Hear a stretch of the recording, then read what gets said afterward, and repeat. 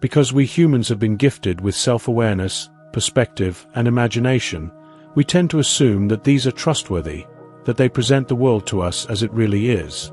And because of this, we struggle to delineate the real from the imaginary.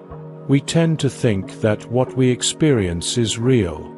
It is rather rare that we stop to consider that perhaps our paradigm is an illusion of our own making. We know this to be true because most people act from a sense of certainty, or they profess very staunch and emphatic opinions.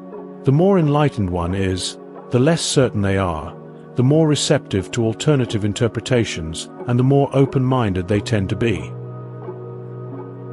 According to the founders of the ancient peace traditions, most of our experiences are imaginary. Very few are real. Thus, how can we discern between the real and the imaginary? And what impact does each have on us and those in our sphere? Imaginary things are those which are solely constructs of the mind, parameters within which we place ourselves and other entities in order to function and make sense of what we experience. Another term for imaginings, one that may be more familiar, is the term beliefs. These constructs may be born out of seemingly real experiences, influences, actions of others, whether to, for, or against us, or facts, but do not necessarily have any objective truth at their core. They are perspectives, rationales, justifications, hopeful wishes, ways of coping, security blankets. They seem to follow an internal logic to make sense in our mind. But these imaginings are only as real as the actions which they yield, actions which have real consequences in the world around us. In order to pass imaginings from objective reality, or truth, as it might be called, we simply need to apply a very basic filter to any given thing. Does the thing have real, direct consequences outside of ourselves, or more accurately, our own mind? When a thing stops being imaginary and begins to be real is when it is of consequence to the world outside of the mind. Thus, things which are imaginary are things which exist only in our mind, our psyche, our perspective. Things which are real affect other entities, including biological and non-biological systems. Applying this filter, we quickly see that things can at once be both imaginary and real, depending on whether we act upon them. For instance, your opinion or stance that a particular sports team is more worthy of support and loyalty than another is imaginary. Demeaning a co-worker for their support and loyalty to a rival team has real consequences to that person, regardless of whether those consequences are mental, emotional, or physical in nature. This action of projecting your imaginings onto someone else moves these imaginings from the realm of abstract to the realm of reality, because acting on them makes them consequential. Being consequential is the basic criteria for the separation of an imagining from a reality. Realities have consequences, or experiential outcomes, in the world outside of our local mind. This transfer of imagining to reality is not limited to only those things which occur outside of yourself. As stated previously, an imagining is in our mind and becomes real when it produces consequences. By this definition, then, any thought, belief, or perspective one has which causes a reaction in one's physical body enters into the realm of reality. A thought which triggers an emotion, for instance, or a release of hormones, or a tear to the eye, or stress in the body. These are all imaginings manifesting as consequential to the function of the body, whether for better or for worse. Imaginary things are not bad in and of themselves. As stated in the opening, they serve in making sense of the world, in allowing us to function at some level with others, and to continue functioning when life seems unfair or harsh. They serve to bring solidarity to otherwise seemingly separate entities. They can serve to create a sense of security in our lives, which can allow some sense of peace in our minds and, by extension, our bodies. The goal of the enlightened is not to discard imaginings, but only to be aware that they are only that. Imaginings. That they can serve a useful purpose. But, when allowed to dominate one's sense of self to issue consequences to the world around us in ways that are harmful, alienating, or judgmental, they cease to be defensive mechanisms and begin to be offensive. In this context, I do not mean offensive as in to hurt someone's feelings or sensibilities. I am using this term to mean offensive as being on the attack or as the aggressor. Any time we hold someone in judgment, we are placing ourselves in the role of the attacker, the aggressor. This in itself can be seen as a defensive posture, as attacking another keeps them from attacking you, or at least repels an attack they might be waging against you. Judgment in this context is not in having an opinion, it is in acting upon that opinion to show disdain or condescension, among a host of other related alienating stances. If we think about the things in our life, the constructs, which help us to function and relate to others and the world we experience, we can list many things which fit this definition of an imagining. More clear-cut examples of imaginings, though likely to be emphatically rejected by dogmatists, might be religion, politics, patriotism, company or organizational affiliation, social clubs, racial, sexual, or gender identity, cultural status, and the list goes on and on. Someone might argue that each of these is a real distinction between themselves and others, between their kind and others, between their experience and others. The rebut to this argument is simply to ask the question, would it be possible for one to choose any other perspective, to have a paradigm shift, a renaissance or epiphany moment, wherein one could choose to view the world in a different way or from a different perspective? And while one, especially one who is dogmatic in their opinion, might say that they could not or would not change perspective on any one of these topics, if they have ever in the past changed their stance on anything, even to the slightest most nuanced degree, it's possible for these to change as well. Another proof of these things being imaginary and not real is whether you could tell just by looking at someone what their alignment on any one of these issues was. Look at a photo of any individual whom you've never met and whom you know nothing about.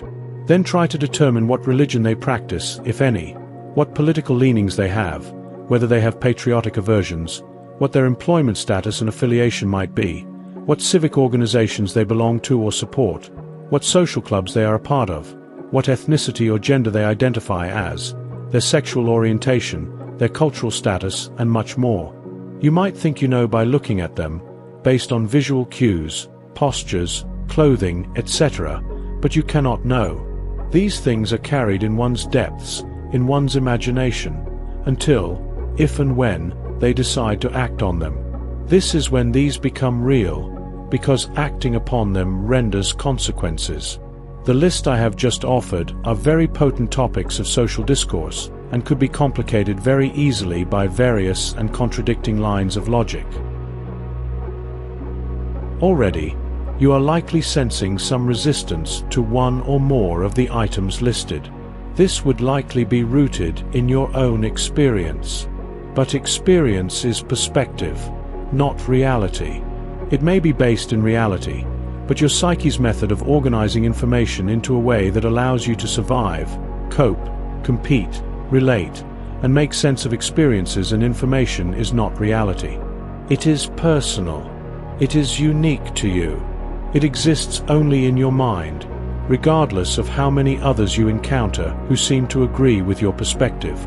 No two stories are alike, and neither are any two perspectives.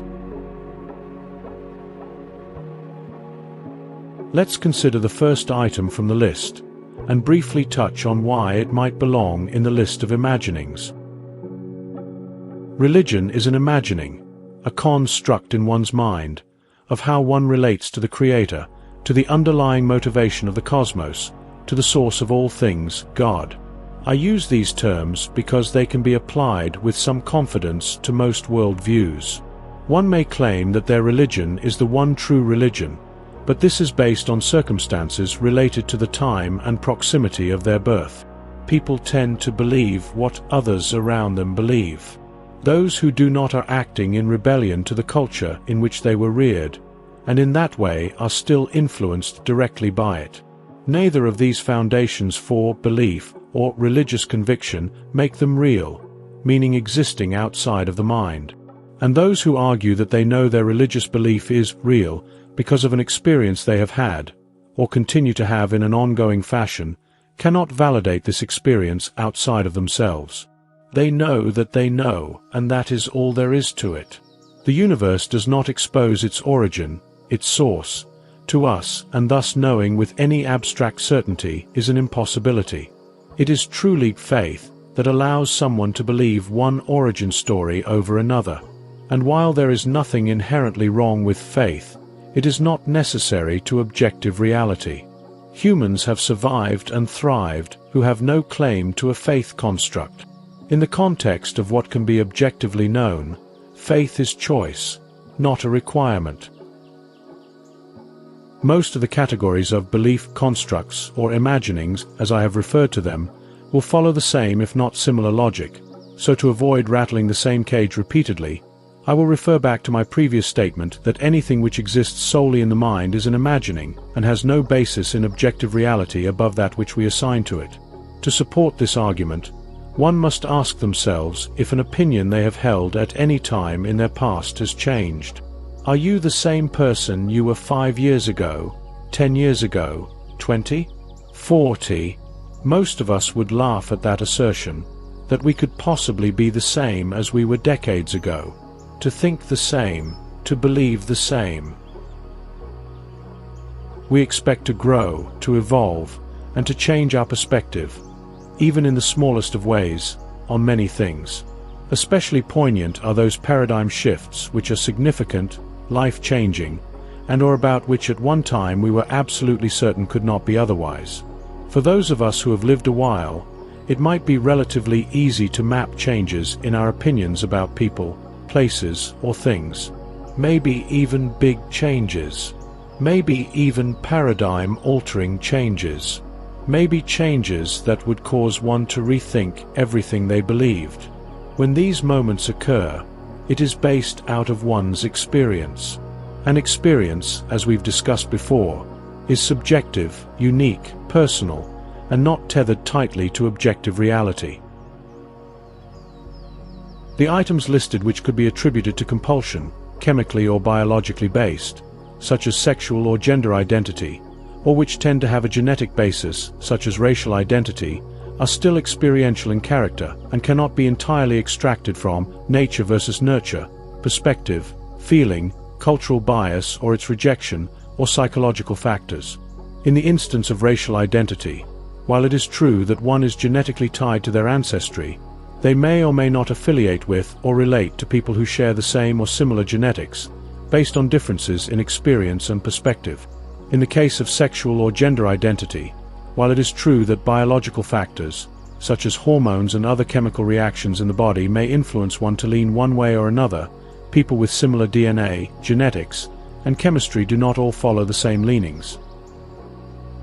This begs the question as to nature versus nurture and other psychological factors which may contribute to one orientation over another. Who's to say that the same person would not choose differently if circumstances, experiences, and influences were different? No one knows for certain. The statement, "they were born this way," is partially true, but external factors always contribute to one's development. If one says that these areas are entirely biological, then there should be firm science which is absolute from person to person sharing orientations, leanings, or identities. The point here is not whether someone who was born with male genitals could or could not identify as female, and whether that orientation has merit. The point here is that, whatever the basis for someone's feelings of identity, those feelings are unique to them and not subject to objective judgment by people who do not share that person's unique life experience and genetic disposition. Again, it is not necessary to discard these imaginings or beliefs simply for the sake of doing so. Having beliefs might be the only thing keeping you sane. The important thing to take away from this thought process is that your imaginings, as fond as you may be of them, are not real. They may seem real to you because they are based on your experience, and that is fine. But know that they are not real in the context of abstract reality. Because you believe it does not make it so. Beliefs, and especially belief systems, are not absolutely transferable between people who have unique, personal, subjective experiences and perspectives of their own. The realization that your belief system is not founded in abstract reality allows for the idea that maybe your way is not the only way. That maybe someone else does not have to believe what you believe, agree with your perspective, or share your opinions.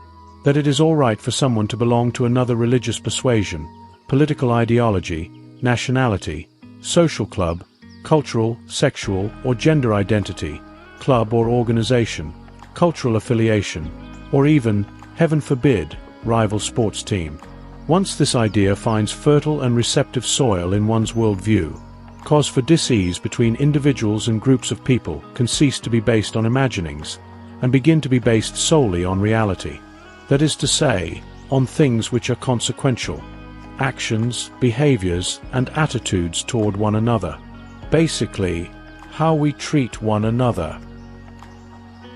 This one thing, the way which we treat each other, the means by which we manifest our imaginings, our paradigms, to those within our sphere, affecting the quality of their life and experience, is the only thing that's real.